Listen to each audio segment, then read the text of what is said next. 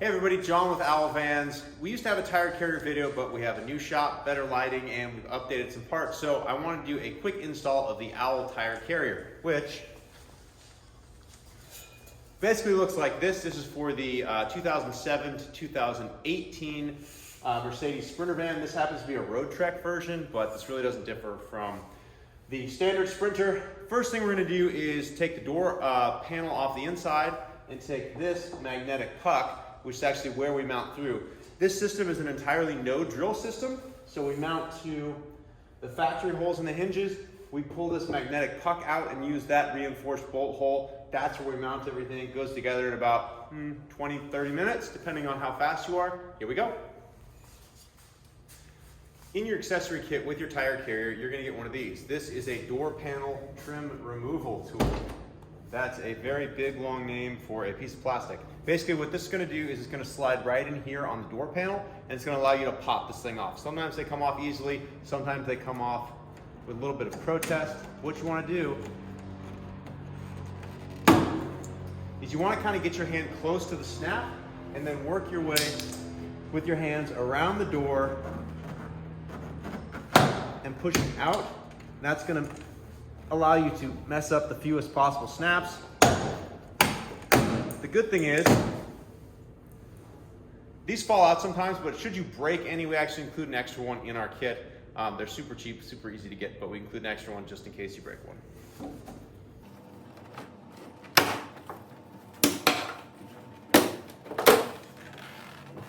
So in this case, everything kind of came off pretty easily. We lost a couple of snaps. Some are still on the door. You can just pop those out and you can set this off to the side.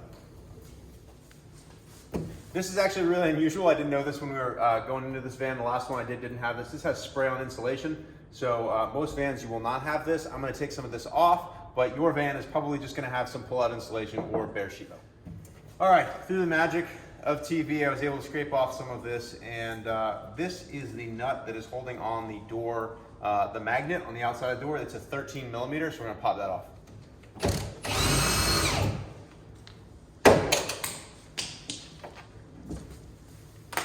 So now that plug is out, you can see that the van actually has the outer cosmetic sheet metal and then a nice, robust, strong inner sheet metal. So this is actually factory reinforced from Mercedes. You can see that it's got a nice little sheet metal box here and then this added plate. And then we go a step further and we actually reinforce it again. I've run my van for a long, long time with no reinforcement, but we add the extra reinforcement just for insurance. This is basically what your door panel, your inner door panel is going to look like. It's got this little hockey stick on it right here, a hockey stick we call it. It's got some nuts welded to it, and the reason it's shaped like this is we don't have really good access behind there, so we're going to use this to hold, use this tab to hold our fingers so we can keep those nuts behind there while we screw it in. Because of the contour, basically the shape of this plate, it's got these two kind of bumps right here, which is kind of right where we need to drill some holes. Your drill bit would walk all over the place. So what we've done is we've included some self-tapping sheet metal screws. These are going to be sacrificial. We're going to put this in, we're going to drill with the sheet metal screws, then we're going to take the sheet metal screws out, and we're going to put in our bolts. When you're sawing this, one of the things I like to do is, as a little trick to ensure that your holes line up, grab one of these bolts. It goes from, this is one of the bolts for the hinges that goes from the inside of the van out. You're going to use it later. Take the washers off of it, grab the nut. This is going to keep everything in proper alignment. You just reach over and put the nut on the backside, and just finger tight works. You don't need to like use any tools or anything like that. Gotta keep saying like, I'm like in California. Okay. You wanna make sure that it's basically level. It doesn't have to be like perfectly level, but kind of make sure that it's basically level. And then you're gonna grab your sheet metal screws, and hopefully if you have like an impact driver or a drill with a Phillips bit, and just go slow.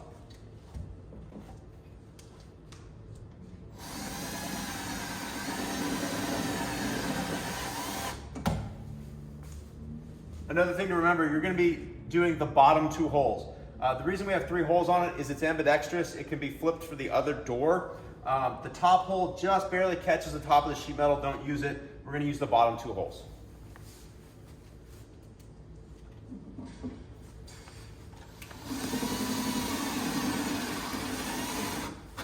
Okay. Both sheet metal screws are in now. You've got the access for the bolt. Everything's pretty much ready to drill the holes. So now what we do, take these sheet metal screws out. Try not to drop them. Try not to drop them down into your door. Now we take this whole plate out.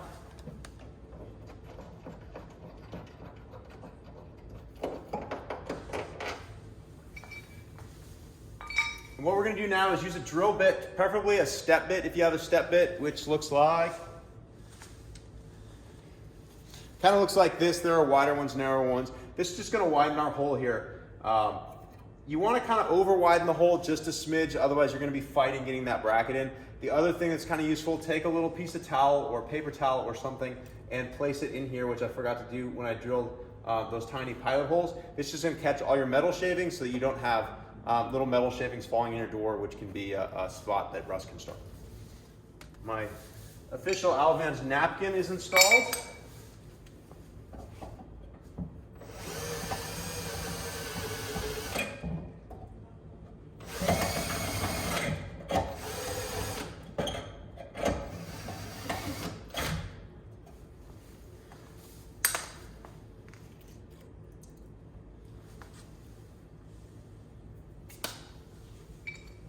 Now we're going to want to take that same nut and bolt and bracket, put it back in the door, and keep it loose. Again, you want to be able to move the plate a little bit, just kind of finger tight.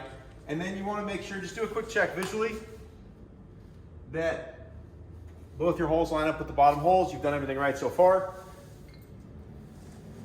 Grab these little Allen bolts. This is a number 4 Allen. So now you're going to make sure that Allen fits through, which it does. Just do one at a time.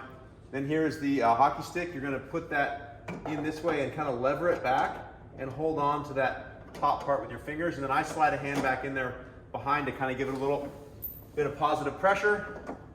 And then just kind of turn this Allen bolt by hand. And pretty soon you'll feel it bite right into that nut. And then you can kind of just finger tighten it down. So you got the top one in. Now you're going to kind of hold that plate and still do the same thing for the bottom one. Should go pretty easily. So that one I've already got them both in. So it should go pretty quick. Now what I'm going to do is I'm just going to snug these down. Remember to go back and tighten these down all the way. We're going to put, if you tighten these down too much, sometimes it can be a little bit hard to get the sway link through. So what we're going to do is just leave those snugged but not tightened.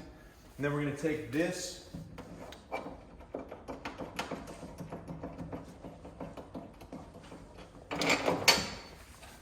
bolt out. So the plate's in there, but it's still a little bit loose.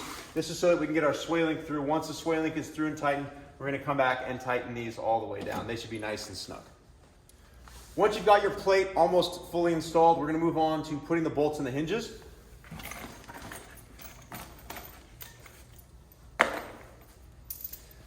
With the tire carrier, you get 4 bolts. One of those bolts will look a little bit different because it'll be shaved down on the sides. It's narrower. That's because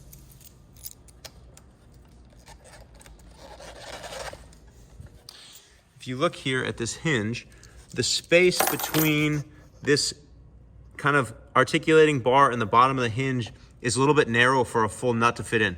So in addition to that one bolt being shaved down, it's also not going to have a metal washer. You'll see all of these other bolts have stainless washers on them. In addition to, the bottom one is going to be the shaved down bolt. The next one up gets a washer and a bolt. Both top hinges get a washer and a bolt. So I will now do that.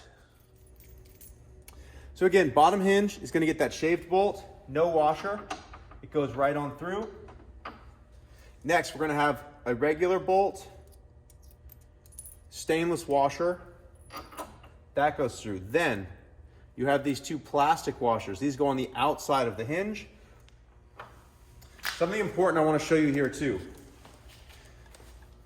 Although it's pretty hard to screw anything up on the install, what you want to do that shaved bolt, there's also a door stop in there to stop the door from rotating too much as it closes it. What you want to make sure is that when you're installing this, all these bolts, see this one was a little bit tight in there. Once you close the door and close it slowly, you don't want to slam it. You want to make sure that all these bolts are loose. That just means that nothing is impinging on them. And if we tighten everything down with those bolts a little bit loose, it's going to make sure that your install is done perfectly and that your door is going to shut just as it does from the factory.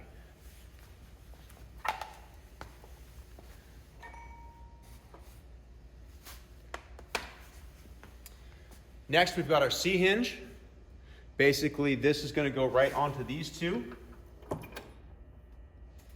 Then you've got this star washer. That's going to go onto these bolts right there. And then you're going to have these two nuts right here. What I do to tighten these down, a little trick, is if you keep the hinge centered, these bolts will just kind of spin. If you just put a little down pressure on the C-hinge, it'll just kind of hold those bolts tight, which will allow you to kind of finger tighten these. Now when you tighten these nuts, you want to tighten them, but kind of, again, we want to leave everything sort of finger tight. You can tighten them a little bit with a wrench, but we want to make sure that these aren't all the way cranked down. And the reason for doing that is when we install our rack, if you have this hinge a little bit cockeyed like that and you tighten everything down, you're not going to be able to get the bolt to fit the rack. So we leave a little bit of slop in this, which is going to allow us to get the bolts in the rack more easily. Now we're going to repeat this process on the top. All right, I've repeated the process on the top hinge that I did on the bottom. Again, everything's snug, but not all the way cranked down. This is going to allow us to install our carrier. Installing the carrier is fairly straightforward. When you get it from us, you're going to have our articulating link on here. This is what actually allows your rack to move semi-independently across the front of the door. This is the innovation that we came up with to allow you to mount things when you've got the articulated hinges. When you get this from us, it is going to have a few things on it. It's going to have a steel washer, a rubber washer, an inner washer, and then a washer that goes on the back of the inner door plate, and then you're going to have a nylock nut. So as I install this, I take off the nylock nut and the one silver washer, and then the rest of it can stay on. But we're actually going to do this after we do these larger hinge bolts. These button head bolts are your hinge bolts. You'll see they've got a couple of things on them. On the bottom, you'll see a little bit of anti-seize. That's because this is all stainless steel hardware, which means it's going to last a long time and not rust. But when you have a stainless nut and a stainless steel bolt, you need a little bit of anti-seize. You can get galling. The way I like to do it is take all this hardware off, these little plastic top hats off, and these washers, etc. When you're putting this together, I'm going to grab a separate hinge and show you. Your hinges on your tire carrier will be welded to it, but this is just a separate hinge we have here at the shop. I want to show you the process for putting this bolt together. You've got these little plastic top hats. These bushings go inside the hinge. Then something very important, we're going to put both the washers also inside of the hinge. One of the mistakes I see a lot of people make is they end up putting the washers on the outside, and what that means is you've got a really big gap to close in the hinges, and your rack is going to move up and down and rattle. So you want to make sure that you assemble it like this. The only thing going through the outside is going to be the bolt, right? So you've got the two plastic top hats inside the hinge. You've got the stainless steel washers in between the hinge and the C-hinge, and then you have the bolt running through the entire system, and then the nut goes on the bottom. So this is just a hinge to show you how it works. Yours are actually going to be welded to the rack. We're going to put that on now. You can get a top bolt in to kind of hold it in place.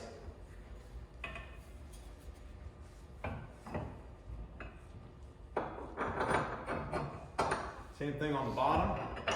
Okay, so now we've kind of got everything in place, and now we can take out one of the bolts and put in all the hardware.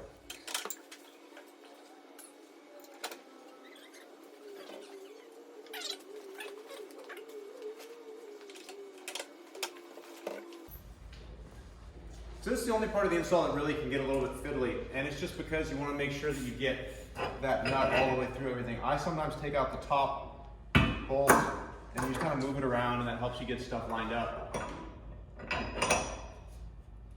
So then we're through on the bottom one, so then you just put the nut on, and then we'll come back and tighten that all again in a moment.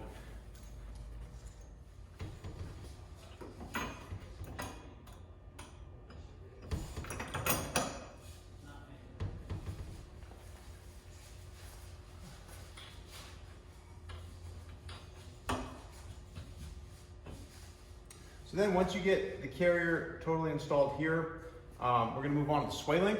Again, these are still loose. What we're gonna do is go through at the very end and tighten everything down. It's just much easier to assemble everything when it's a little bit loose. So again, we're gonna take the nylock nut off and the washer. This red kind of neoprene washer, don't drop it in there, but just kind of hold it with your fingers in that little gap. And then once you get the sway link through, it'll kind of find its own home there. You might need to play with that inner plate a little bit, and then it should slot through. You want to get this nut fairly tight. It's a 9/16, so I'm going to move. Hopefully you guys can see both sides of the door now. What I'm going to do on this side of the door while I tighten this is I'm going to hold this door bracket. I'm going to hold this door bracket with one of these adjustable wrenches, and that just keeps it level.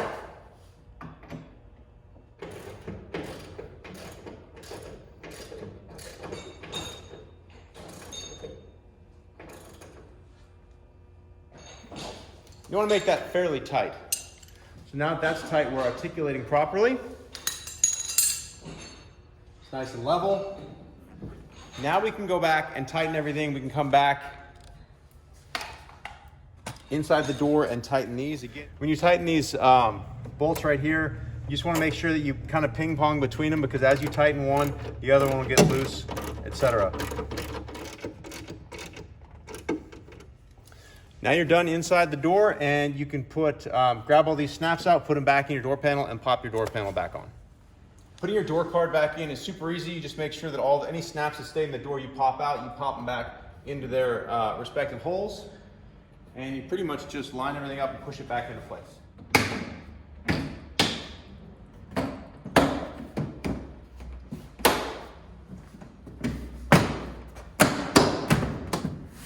Done.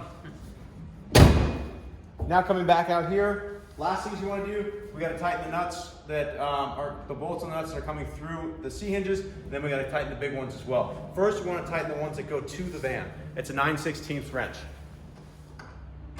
If you don't have a 9/16, you can get by with a 14 millimeter. Make it pretty tight. Sometimes you got to have someone come on the inside and hold the bolt, but a lot of times you don't. If the bolt's spinning, obviously, then someone needs to hold the inside. Okay, once we're tight on those hinges coming out of the van, and again, do this with the door shut. You don't want to do it with the door open. Why? Because if you happen to have this hinge slide over while you're tightening it and it gets in the way of that stop, it's going to bind up when you close the door. So you always want to tighten everything with the door shut. Last thing to do on the assembly right now is to tighten these button heads. I don't exactly know the size of this Allen, but it's a big Allen and a size 19 millimeter socket.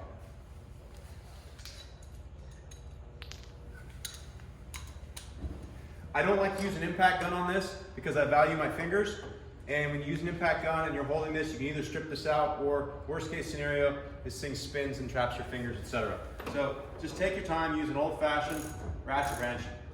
Now while we're doing this, we want to make sure that this gap here in the hinge, this little extra bit of slop, is taken out. You don't want to crank it down super tight, but you want to take out all the slop so the rat can't travel up and down. So what you're going to do is, as you tighten this, you're going to feel a little resistance from the nylock, but then you'll actually see this hinge, and it's made to do this, kind of come down and collapse a little bit on the actual carrier.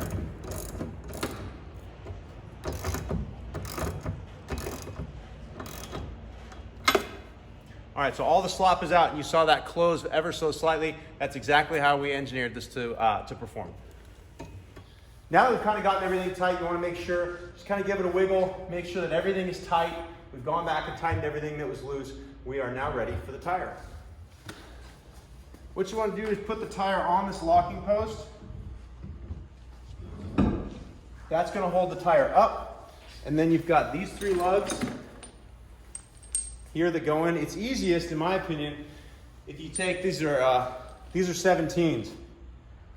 Quick item of note, the other lug bolts on your van, if you have aftermarket wheels, they're 17s. If you have factory wheels, they're 19s. we can't supply a bolt that's both 17 and 19. We had to pick one. We have 17s.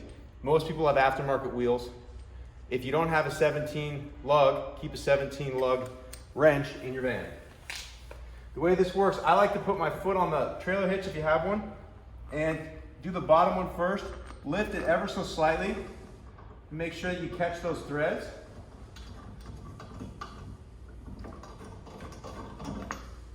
Once you get the bottom one in, everything kind of lines up.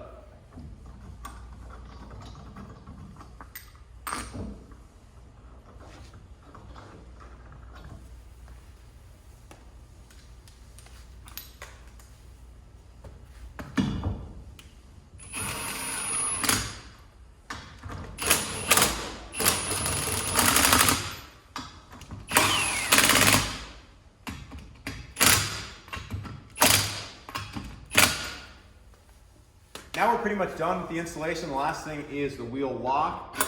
This just slides on, you take the key out, put the little weather cap on, and you're good to go.